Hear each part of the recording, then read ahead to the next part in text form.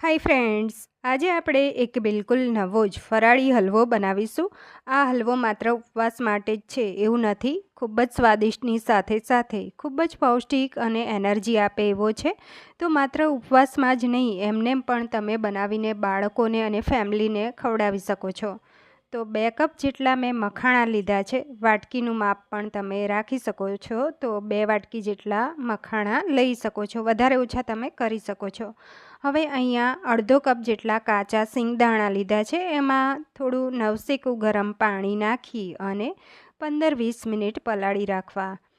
હવે મખાણાને આપણે એક પેનમાં લઈ અને શેકી લેવાના છે. તો અહીંયા ધીમા તાપે શેકી લેવા. એનો થોડો કલર ચેન્જ થાય અને ક્રિસ્પી થાય ત્યાં સુધી શેકવા. તો મખાણા છે એ મમરાની જેમ ક્રિસ્પી થાય ત્યાં સુધી અહીંયા શેકાઈ જાય. પછી આપણે એને એક પ્લેટમાં કાઢી લેવા. તો મખાણા શેકાઈ ગયા છે. હવે એક પ્લેટમાં કાઢી લીધા. ગેસની ફ્લેમ બંધ કરી લેવાની અને આ મખાણા ઠંડા થાય એટલે આપણે મિક્સર જારમાં લઈ અને પીસી લેવા. તો એને દરદરા પીસવા આ રીતે. તો બધા જ મખાણા અહીંયા પીસાઈ ગયા છે. હવે અહીંયા સિંગદાણા પણ પલળી અને સોફ્ટ થઈ ગયા છે. જો તમારે સિંગદાણા પલાળવા ના હોય તો તમે શેકીને પણ લઈ શકો છો. તો એના છોતરા ઉતાર્યા વગર મિક્સર જારમાં દરદરા પીસી લેવા. તો અહીંયા સિંગદાણા સરસ દરદરા પીસાઈ ગયા છે. એમાંથી પાણી કાઢી અને પીસવા. તો હવે અહીંયા ગોળ લઈશું. ગોળ તમે સમારેલો અથવા દેશી ગોળ લઈ શકો છો. તો મેં 1 વાટકી જેટલો ગોળ લીધો અને 1/2 કપ જેટલું પાણી લીધું છે. મિક્સ કરી લઈશું. તો આ સરસ રીતે મિક્સ થઈ ગયું છે. હવે પેનની અંદર 5 ટેબલ સ્પૂન દેશી ઘી મૂકીશું. તો અહીંયા વધારે ઓછું તમે કરી શકો છો. તેની અંદર ફરાળમાં આપણે રાજગરો ખાતા હોઈએ તો રાજગરાનો લોટ લીધો છે. તો 3 ટેબલ સ્પૂન લઈ અને ધીમા તાપે એને શેકી લેવાનો છે. તો એનો કલર ચેન્જ થાય અને સરસ સુગંધ આવવા લાગે ત્યાં સુધી શેકવો. અને આ હલવો માત્ર 10 જ મિનિટમાં બની જાય છે. તો અહીંયા સરસ શેકાઈ ગયો છે. હવે આ સમયે તમારે અહીંયા એડ કરી લેવાનું જે મગફળી આપણે પીસીને રાખી છે એ બધી જ એડ કરી લેવાની છે. તો અહીંયા સારી રીતે હવે મિક્સ કરતા જવું. તો અહીંયા સરસ રીતે મિક્સ થઈ જાય, 1 થી 2 મિનિટ થઈ છે ત્યારે એની અંદર હવે આપણે એડ કરીશું મખાણા જે પીસીને રાખ્યા છે એ એડ કરી લેવાના છે બધા જ.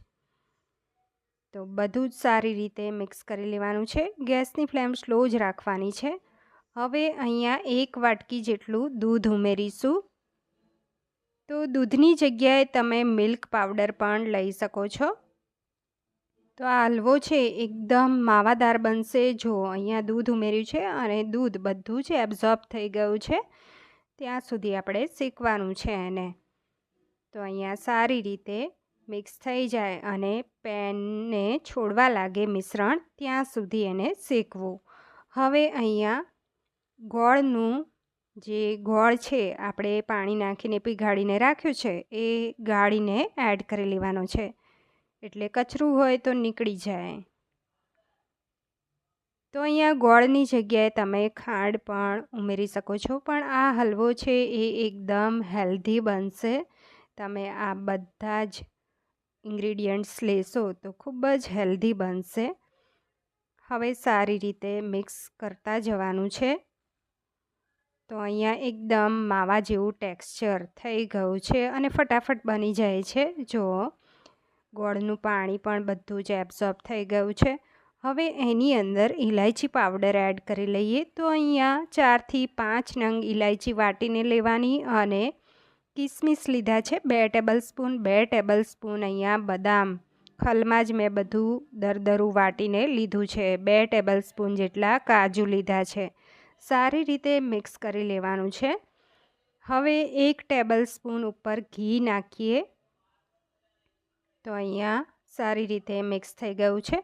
હવે ગેસની ફ્લેમ બંધ કરી લેવાની છે અને આ હલવો છે ગરમ પણ સારો લાગે છે અને 2 દિવસ સુધી એને ફ્રીજમાં ઠંડો કરીને પણ તમે ખાઈ શકો છો. ઉપરથી ડ્રાયફ્રૂટ્સથી ગાર્નિશ કરીશું. મખાણા હલવો તૈયાર છે. ગમ્યો હોય તો લાઈક, શેર, સબસ્ક્રાઈબ જરૂર કરજો.